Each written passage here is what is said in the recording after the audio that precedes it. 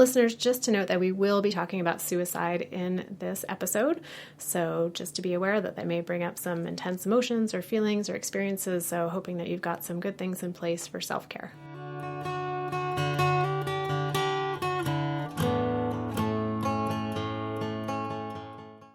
Hi listeners, welcome to Grief Out Loud. Remember the last time you tried to talk about grief and suddenly everyone left the room? Grief Out Loud is opening up this often avoided conversation because grief is hard enough without having to go through it alone. We bring you a mix of personal stories, tips for supporting children, teens, and yourself, and interviews with bereavement professionals. Platitude and cliche-free, we promise. Grief Out Loud is hosted by me, Janet Cristofaro, and produced by the Dougy Center for Grieving Children and Families in Portland, Oregon.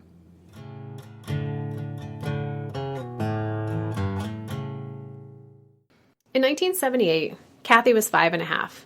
She was playing with toys, watching cartoons, and also adjusting to life with newly divorced parents. Her dad was living with his girlfriend, and her mom was struggling. But Cathy didn't really know that because she was 5.5, and she was too young to be involved with the emotional life of her parents. Then one day, her mom was gone.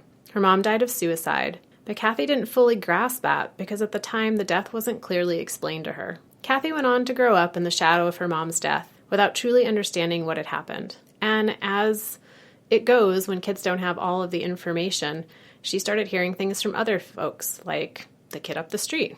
And a lot of times the information wasn't so accurate. It wasn't until she was in her 20s and obtained the police report from the day her mom died that Cathy began to piece together the full story. Now in her 40s, Cathy continues to make sense of how her mom's death, as well as not knowing the entire story, and having to fill in the gaps with her imagination and misinformation, affected so much about who she is, including her relationships and sense of well-being in this world. Cathy, thanks so much for being on the show with me today. Thanks for having me. And listeners, this episode is one in a series we're doing looking into what's changed and what's not changed about how we approach supporting grieving children over the course of time. The series started with the 1940s, so if you've missed that one, be sure to go back and listen. Today we're focusing on the late 1970s and early 1980s.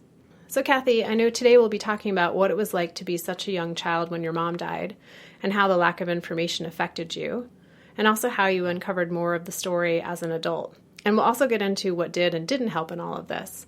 But first, let's start with, what do you remember about the day that your mom died? I remember it was Memorial Day weekend, and we were staying with my dad, because my parents were divorced. My dad sat us down on the couch, grabbed tissues, and said that my mom was sick and had passed away. And I didn't know what that meant. Everyone was upset. My dad was crying. My sister was crying. So I started to cry because it was obviously upsetting. But I didn't totally understand what was going on. Later, I had asked my sister when we were going home, because they were divorced and we didn't live with my dad, we lived with my mom. So when you were going to go back to your mom's house. Right, when are we going back to mom's house? And my sister had to tell me that she was dead, that she said, we're not going home, mom's dead. Which at 8.5, that's not her responsibility. She shouldn't have had to do that. And I don't know if I even really got it even with that. I think it took a while to sink in. So when you went to bed that night, all you knew was your dad had said, Mommy passed away. Your sister said, Mom's dead. We're not going home. Like, when you went to bed, what did you think had happened? I don't remember. I do remember crying myself to sleep a lot and just feeling alone. And then I think once it kind of sunk in that she was gone, I do remember trying to pray, asking God, doing the bargaining, like, I'll be good, I promise. I'll never be bad again. Just send her back. And then nothing happened. Like, oh, well, that didn't work. Okay, I guess she's really not coming back and there's nothing I can do. What do you remember about what the adults in your life, because there was your dad, there was your dad's girlfriend who eventually became your stepmom. Mm-hmm. You had some grandparents in the mix, your older sister. How did they talk to you or not talk to you about your mom after she died? I don't think anyone really talked about it much at all. I seem to remember that my grandparents, who were my dad's parents, had told my sister and I not to talk to my dad about my mom. And I don't remember that being said to me exactly, but for some reason I think that's true. And that sometimes kids can just pick up on that, even if they aren't directly told. Yes. Yeah. I didn't feel like my dad was really wanting to talk about it, for sure. But my grandmother did talk about it when I asked her. So she was really the only person that I could talk to about it. Otherwise, she was just gone. All her stuff was gone. Photos were gone. Clothes gone. Just everything was just gone. It's like she never existed. Like she just disappeared. Yep. Yeah. And how about your own grief? You're 5 and 6 and 7. Like, what do you remember about what your grief looked like? How did it show up in your life? I had a lot of stomach aches, throwing up a lot. Literally couldn't stomach what was going on. I was definitely a scared kid, which makes sense because the world wasn't safe. So if moms can suddenly disappear. Exactly. Yeah. Then nothing's safe. I just didn't trust anything. It took me a long time to really... Did I ever really get over that? Wait a minute. Maybe I never really... I guess I'm kind of gotten over that. But I was definitely a hesitant, scared kid for a long time. Do you have a sense of what you were needing from the adults at that time that may have helped with those fears and helped with that sense that the world is unsafe? I think I just really needed them to talk about her and to keep her memory alive, to tell me it wasn't my fault. I just assumed, being 5.5, the world revolves around me. I must have done something wrong. And, my dad said she was sick. To me, that means she either had a tummy ache or a headache, because that's the only sick that exists when you're that little. Mm-hmm. And I remember thinking, well, if I had only brought her a gift or brought her, some soup or something, then maybe I could have helped. I needed people to tell me that it wasn't my fault and there was nothing I could do and that she loved me. I needed a lot. I mean, it's not that I wasn't loved. I definitely was loved. I needed her to just not be poof, gone one day. You needed some really clear explanations of what had happened and yes, what had and hadn't happened. Exactly. And it really would have been nice to have a picture of her, even if it was just in my room, if it, was too upsetting for my dad or my stepmother to have a picture of her, put one up in my room. I think that would have been helpful. In all of this, when do you remember the word suicide coming into the conversation? I don't know. I have a weird memory of being in kindergarten, being in the lunchroom, and telling other kids how I understood she killed herself. But there was a kid up the street that I don't even know where he got the story from because it wasn't actually how she died. Like I was telling kids about, what he had said or something. And I remember getting the sense from the other kids, from their reactions, like, this is not what I should be saying. But I felt the need to share it. Like I needed to process it. I needed to figure out what the heck happened. And I tried to, but it wasn't the appropriate way. And I soon found out, just from kids' reactions, like, oh, okay, I think I shouldn't be saying this. Along those lines of, not having the full story and not really knowing when you realized it was suicide and how your mom died, you were able to find out more information when you got older. Mm-hmm. How did that affect you, and what was that process like? Well, my grandmother did tell me information and was open to me asking questions and things. So maybe that's where I got some of my information. And then in high school, it was junior year in high school, I was doing research for, they called it a heritage paper, where you traced your family back as far as you could go. And I went in the basement and was just looking for anything that I could find. And I found a newspaper clipping about her death, a notebook labeled evidence that had her suicide note, which was addressed to my sister and I. And that was what I needed. My mom, in her words, saying that she thought she was a burden, she couldn't express her emotions, she couldn't show her love to us, and this is really the best thing, that we'll be better off without her and that she loves us. I'm like, wow, this is what I needed all along. But it was just sitting in a box in the basement. And you discovered it by accident 10 years after the fact. Yeah. What were the feelings you remember having when you read that letter for the first time? It was very overwhelming. I was relieved to finally see in her writing that she loved me, and it wasn't anything that I did to cause her death.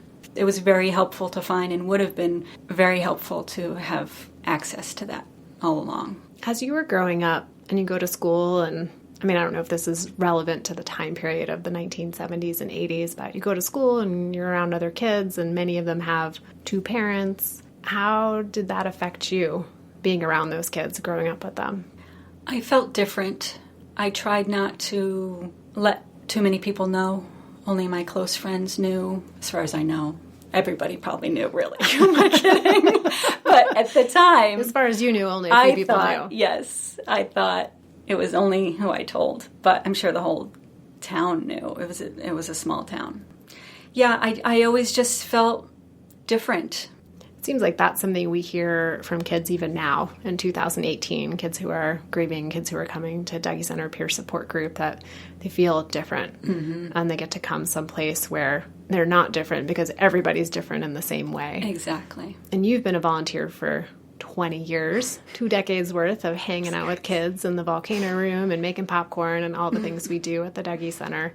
What's it been like for you to see kids maybe who are the same age that you were when your mom died, and maybe their mom or dad died in a similar way? It gives me hope to see them here, because I know that they will, well, I hope that they'll be okay. They have a fighting chance of being able to process their grief in a way that I was not able to, didn't know how to. I didn't have the tools. I didn't know what to do. I usually ended up just shoving my feelings down because that just seemed like what our family did, until that didn't work anymore.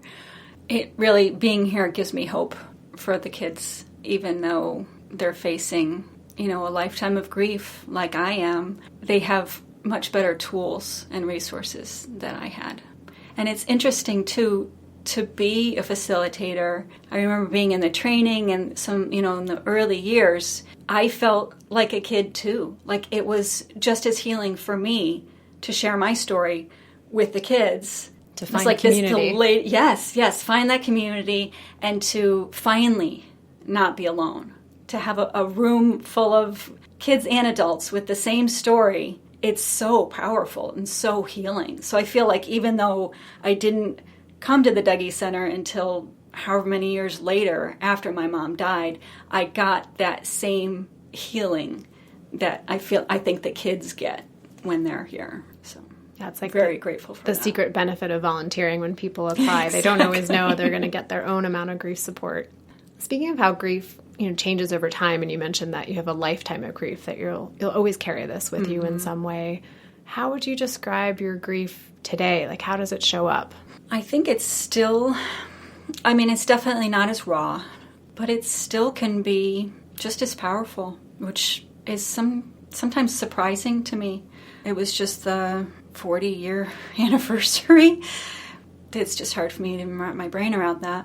And that shook me a lot deeper than I thought it would. But maybe it's just the magnitude of 40 years. And if I don't pay attention to it and really acknowledge it in a really mindful way, then the rug can just get pulled out from under me. And I'm right back to being, 5.5.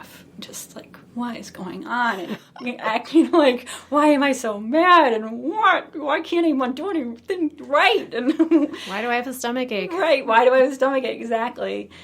It's a process. It shows up in many different ways. And even 40 years later, it sounds like having some element of planning ahead or kind of noticing, okay, we're coming up on anniversary time, have it in my awareness. Otherwise, it will make itself known. It will. Since you were so young when your mom died, 5, and then people stopped talking about her, how have you learned about who your mom was? How do you carry her into this world with you?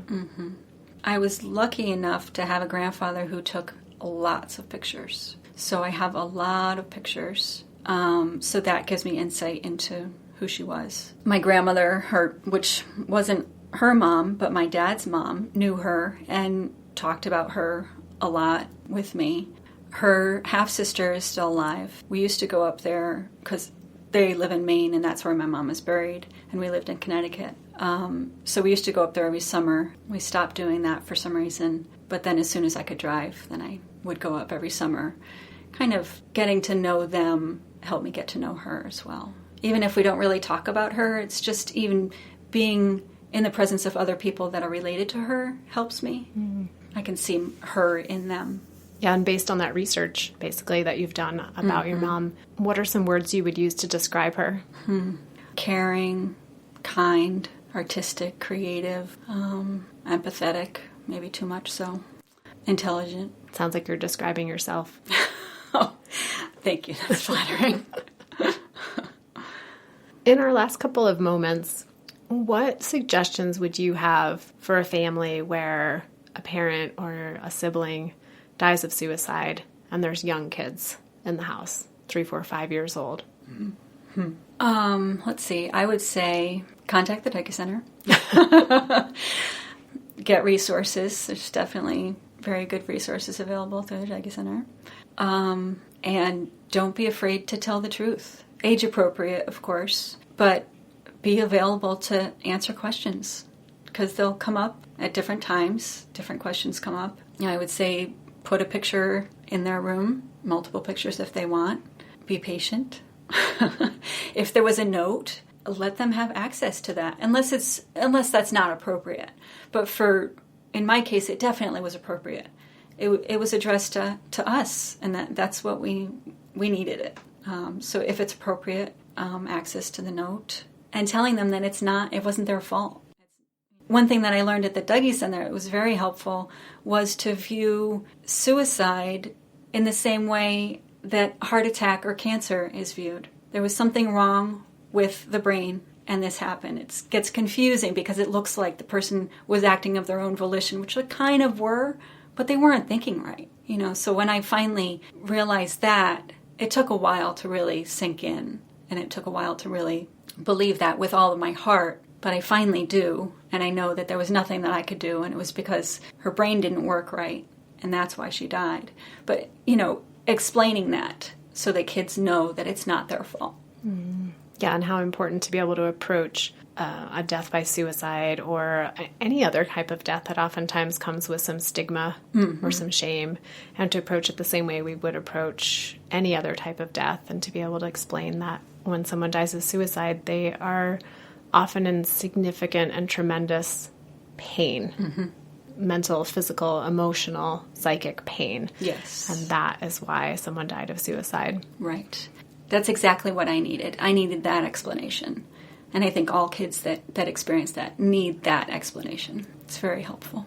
Well, Cathy, I so appreciate you coming on the show today and talking about an experience that happened when you were so young that you probably didn't have a lot of words for it. And then here you are as an adult trying to put that experience into words. So that is no small feat. Thank you. Indeed. Thanks for having me, Janet.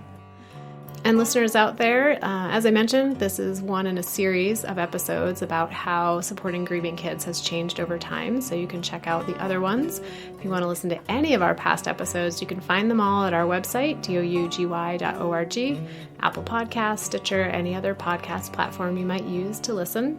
If you've got an idea for a topic or someone who might make a great guest, reach out to us at help@dougy.org. Thanks for listening, and I hope you'll join us again next time.